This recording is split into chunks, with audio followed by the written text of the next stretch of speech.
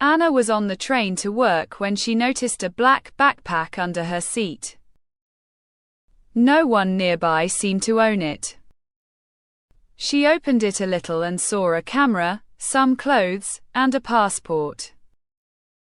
The passport name was Mark Lewis. At the next stop, a young man ran into the train and said, "That's my bag."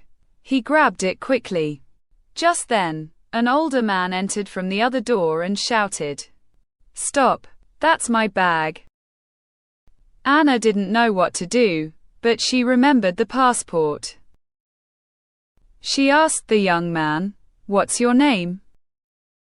He hesitated, then ran away. The older man showed his ID, Mark Lewis. Anna smiled and handed him the bag.